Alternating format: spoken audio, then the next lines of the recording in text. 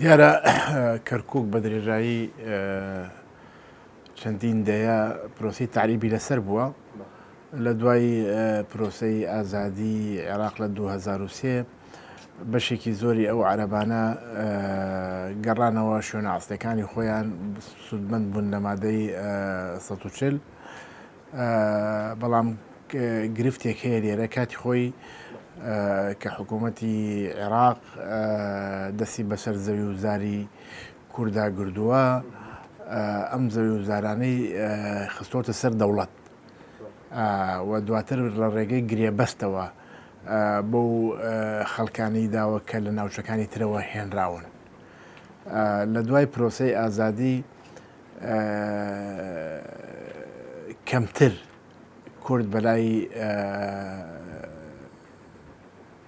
یاساوە ڕۆیشتووە ئەوەی بۆ بە واقعی حال تەعاملی کردووە بە ئەمری واقع تەعاملی کردووە ئەوان ڕۆیشتنەتەوە کوردەکان گەڕانەتەوە سەر زەویەکانی خۆیان لە دوای 2017 کەشێکی تر دروست بووە لە ناوشانە عەرەبەکان دەسەڵاتدارن و دەسەڵاتیان هەیە ئەوە بەشێکی زۆر لەو عەرەبانە هەوڵەدەن بگەڕێنەوە بۆ ئەو شوێنانەی کە کاتی خۆی سوودمەند بوونەلی ئەمە دیارە دوو هۆکار هەیە هۆکارێکی سیاسیە لەلایەن عەرەبەکانەوە هۆکارێکی ئەمنیشی هەیە چونکە ئەو ناوچانە بەتایبەت نێوان دووز و داقوق ناوچەیەکی هەستیارە و هەمومان نەزانین لە دوای کۆتایی هێنان بە داعش لە هەندێک سنووری خورماتووە بەتایبەت لە ناوچەی پەڵکانە و لەو شێوانە جارجار چالاکی داعش هەبووە و مەفارزی داعش هەیە ئەو ماڵانەی لە تکریتەوە نووسراویان بۆ کراوە ماڵ عەبدوڵڵا ئەگاب ڕەیاشی و ئەوانن کە ئەمە ئامۆزاکانیان تەها ڕەیاشی و ئەوان خەڵکی دەسەڵاتدارن پێشتر لە ناو بەعسا دەسەڵاتدار بوونە ئێستا لە ناو داعشا دەسەڵاتدارن خەڵکی بە نفوزن یعنی خوێندنەوەی ئەوەی بۆکرێ لەلایەن هێز ئەمریکانەوە ئەمە جانبێکی ئەمنیشی هەیە یانوێ ئاسانکاری لۆجستی بکرێت بۆ ئەو داعشانە بۆ ئەو مەفارزانە چونکە بمانەوێت نەمانەوێت داعش باڵێکی سەربازی پێکهاتەی عەرەبی سونەی ئەو ناوچانەیە و لەگەڵ دەسەڵاتی ئەمڕۆی کەرکووکە هەماهەنگی و نزیکیان هەیە بەشێک لە کەسوکاری ئیدارەی ئێستای کەرکووکش لە ناو داعشا بوونە ئامۆزاکانی و خەڵکە دیارەکانی عەشیرەتەکەی لە ناو داعشا بوونەوە بەڵێ هاوکار بوونە و بە سێ جۆر داعش بوونی هەیە لە ناو دۆخەکەی کەرکووکە بەشێکی خۆڕێخستنەوەی ڕێخستنەکانی داعش و مەفرەزەکانێتی بە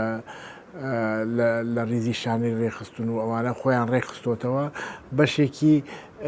تێکەڵ بە ئیدارە و موسساتی دەوڵەت بوونە و بەشێکیشیان تێکەڵ بە هێزە چەکدارە میلیشیاکان بوونە وەکو حەشدی عەرەبیە و حەشدی تورکمانی و بەشێکیان تێکەڵ ئەوانە بوونە ئیشەکەن لە ڕێی ڕێخستنەکانیانەوە ئیشەکەن لە ناودام و دەستگەکانی دەوڵەت چونکە زەمینەیان لەبار هەیە ئەوەی ئەمڕۆ ئیدارەی بەدەسا ینی عەقلیەت و بیرکردنەوەیان تا ڕادەیەکی زۆر بەرامبەر کورد هەمان عەقلیەتی پێش 2023 چۆن کارکراوە لەگەڵ ئەو شارەیە بە هەمان عەقلیەتی 2023 کارەکرێت لەو پرۆسەیە عەرەبی سونەی کەرکووکی لە پشتە ینی عەرەبی کوردی سونەی کەرکووک بە شێوازی بە ئیدارە دەرەکەوێت بە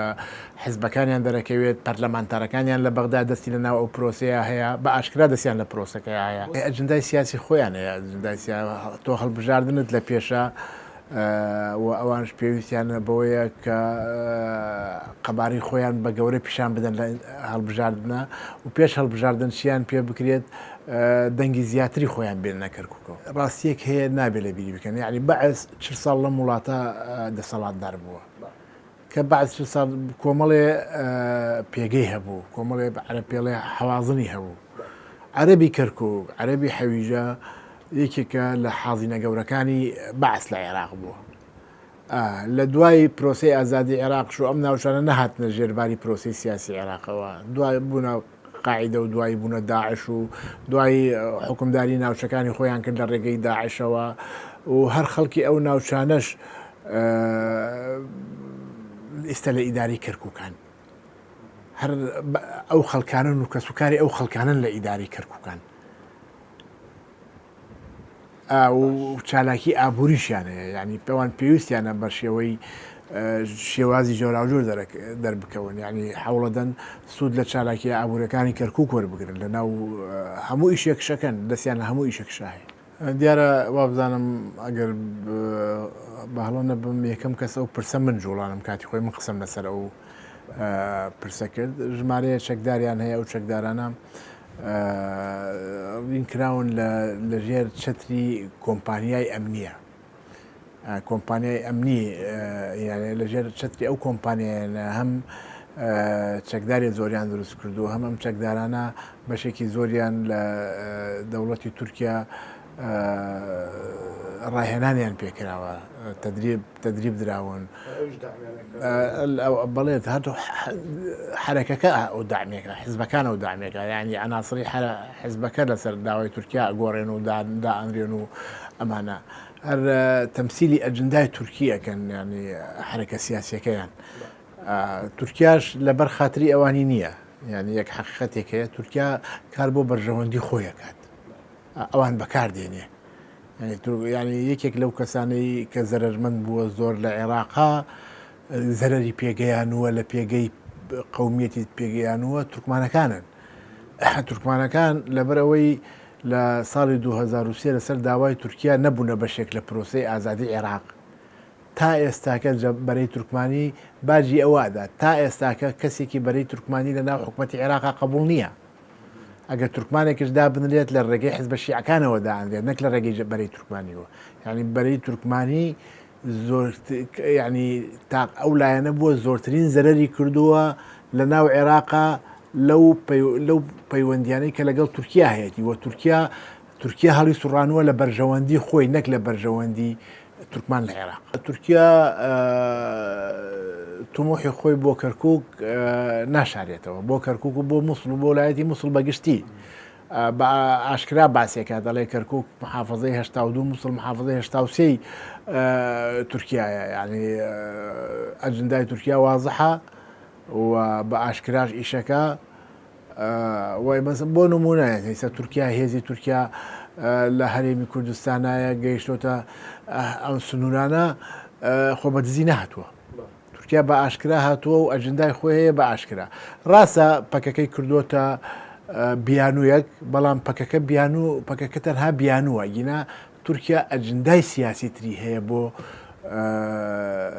جێگیرکردنی پێگەی خۆی لەو دۆخی کە لە عێراق و ناوچەکەیان دروست بووە هەم لە عێراق هەم لە سووریا تورکیا گەورەترین ئاستەنگە لە بەردەم ئاشتەوایی پێکهاتەکانی کەرکووکە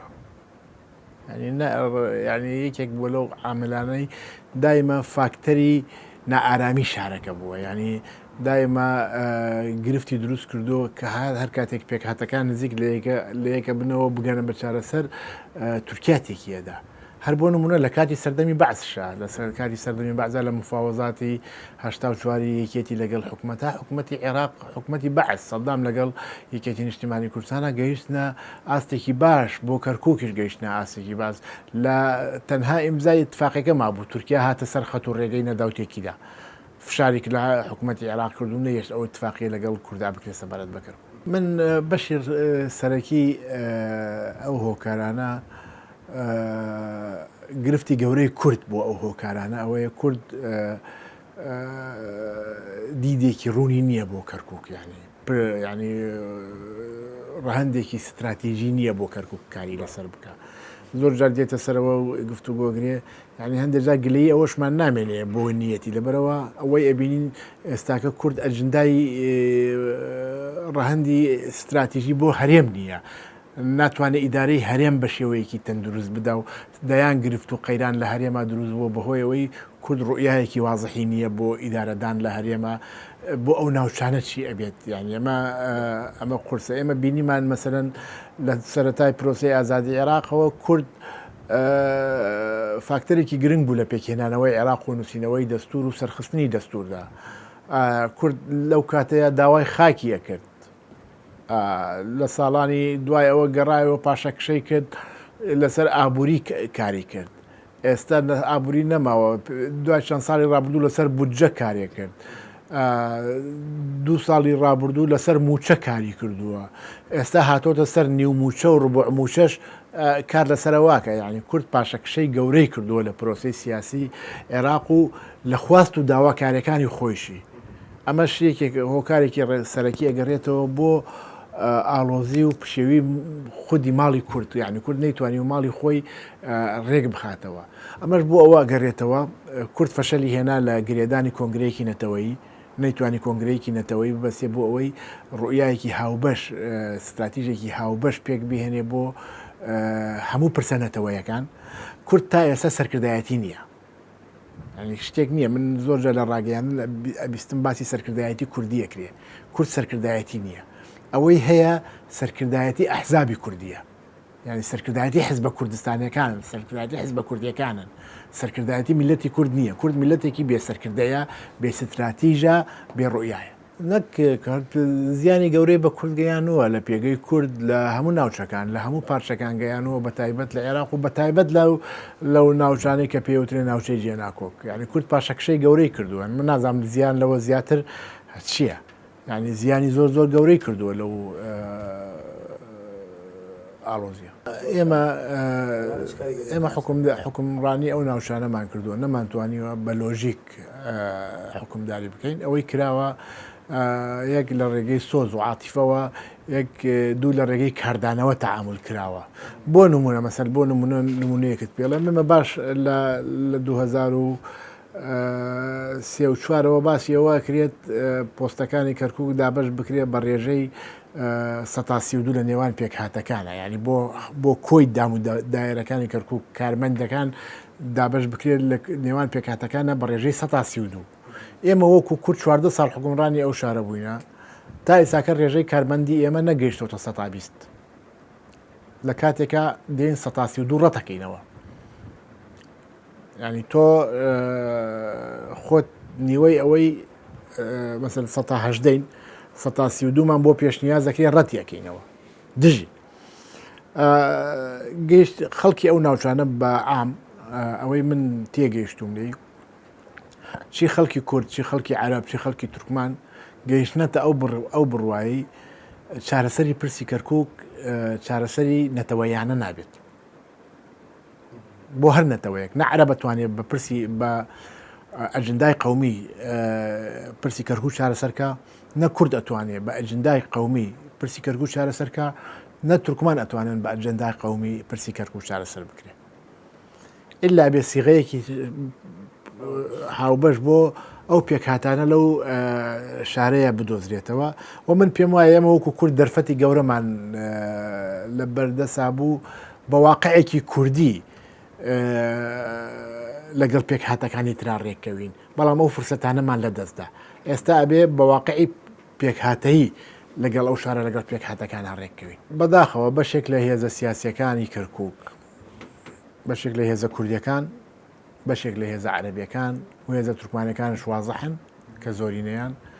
بە ئەجندای تورکیا کارەکەن. یعنی بەشێکن لە ناو ئەو بەرژەوەندیە گشتی کە تورکیا دروستی کردووە لە مەنتقەکە بەگشتی و بۆ کەرکووکش بە تایبەتی.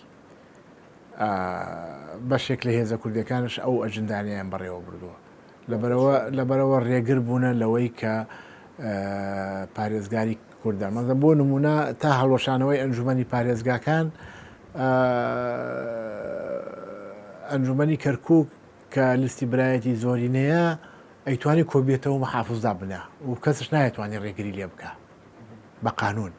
لە دوای هەڵوەشانی محافزەکان کورد بەشدار بووە لە ئەنجومەنی پارێزگای مووسڵ بۆ هەڵبژاردننی پارێزگای مووسڵ. لە دوای ئەوەی کە هەڵوەشێنراوەتەوە ئەنجومەنەکە کورد لەوێ بەشدار بووە بۆ گۆڕینی پارێزگای مووسڵ، بۆ بەشدار نەبووە بۆ گۆڕینی پارێزگای کرد. ئەمە خۆی پرسیارە. من نووسینێکم نووسیوە لە 2005 کاتێک لیستی برایەتی بردوێتی لە ساڵی 2005 داوای ئەوەم کردووە بردنەوەی لیستی برایەتی لە کەرکووکە نەکرێت بە هاوێنی دۆڕاندنی کورد لە کەرکووکە. بەداخەوە لیستی برایەتی ڕۆڵێکی گەورەی هەبووە لە دۆڕاندنی کورد لە کەرکووکە بە تایبەت لە دوای ڕووداوەکانی 2017. لەگەر نەیەشتووە ئەنجومەنی پارێزگا کۆپێتەوە لە ڕێگەی لایەنێکی سیاسیەوە کاک بەهمان مەسەر تۆ ئێوە ڕاگەیاندکارن و ئەبێ وازەح بن مەسەریسە تورکیا چۆن هاتوۆ هەرێمی کوردستان چۆن هاتووە لە خۆیەوە هاتووە بێ ئاگاداری دەسەڵاتی سیاسی کوردیە بێ ئاگاداری حکوومەتی هەرێمە بێ ئاگاداری پارتی دیموکراتی کوردستانە ینی شتەکان پێویستی بەڕوونکردنەوەی زیاتر نییە خەڵک زۆر لەوە وشیارترە کە ئێمە تەسەوریەکەین خەڵک لە دەرەوەی لە بازارە لە چایخانەکانە ئەو قسانەی لەلایەن خەڵکەوەکری هێشتا لە ڕاگەیاندنەکانە ناکرێت ئەوە ئاگادارن ئەوە هێزی تورکایە لە دیانە و لە سیدەکان و لە بادینان ئەوە هەموو هێزی تورکایە و بە هاوبەشی و هاوکاری کردنشەوە و بە بڕیاری سیاسی نەهاتوونە کۆ ببنەوە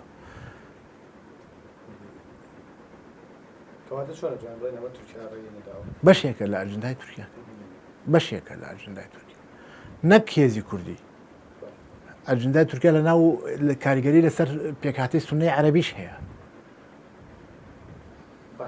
بەشێک لە هێزە سیاسیە عەرەبیەکانش لە ژێر کاریگەری تورکیای هەڵسوکەوتەکەن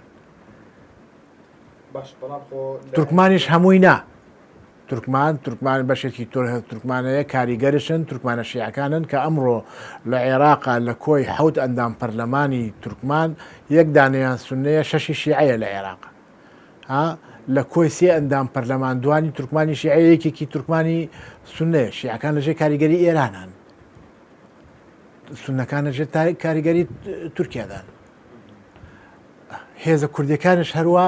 هێزە عەرەبیەکانش هەروە یعنی ئەجندای ئەقلیمی و دەولی هەژمونی خۆی هەیە بەسەر دۆخی کرد با یەکێتی وازەحە لەوە قوڵ هەموو خەڵکی کوردستان زانێ پارتی قبولی نییە پارتی ئەو استحقاقی قبولی نییە محافزی کەرکووک بۆ یەکێتی بێ بۆ یەکێتی بێت یەکێتیش بە استحقاقی خۆی زانیوە قبولی نییە قبولی نەبووە کەسێکی تر فەرز بکرێتە سەریە لێرەیە کورد ڕێککەوتنی نەکردووە کە ڕێککەوتنی نەکردووە لایەنی عەرەبی توانیوێتی ئیسفادە لەو دۆخە بکات و بەردەوام بێت لە پرۆسەکەیە یعنی یەکێتی نیشتیمانی کوردستان کۆمەڵە شتی تر بۆ ئەیتوانی بیکات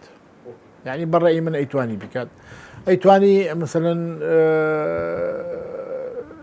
ئەگەر هەستور بێ پارێزگار کورد بێ لەگەڵ پارتیان ڕێکەوی بداتە پارتی لەگەڵ پارتیان ڕێک ناکەوی ئەتوانی لەگەڵ تورکمانان ڕێککەوی لەگەڵ تورکمانان ڕێککەوی هەم دۆخی خۆت لەگەڵ تورکایە باشکەی بە ئیتفاق هەم مەسجێک بە عەرەب بدەیت بە عەرەب بڵێ ئەگەر نەیەڵی بۆ من بێت و شەریک نەبم نایەڵم بۆ تۆش بێ ئەتوانم لەگەڵ تورکمانان ڕێکەوەم بیدەمە تورکمان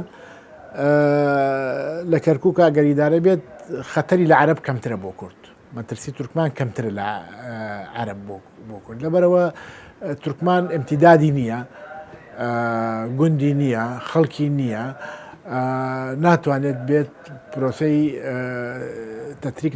لە کەرکووکا بکە ئەوەی ئەکرێت لە ڕێی دەوڵەتی تورکیاوەیە و لە ڕێ لە بین کەرکووک و تورکیاشە وەکو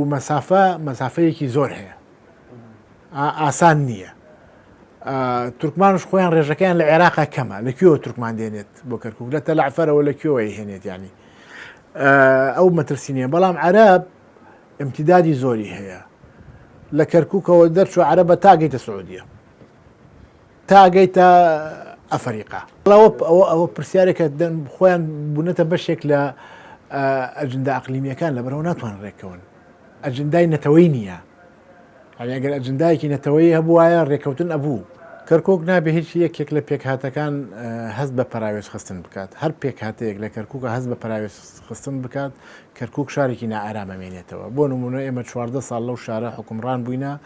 پێکهاتەی عەرەبی زیاتر و پێکهاتەی تورکمانیش هەستیان بەوە کردو کورد پەراوێزیانی خستووە لەبەرەوە ئەو شارە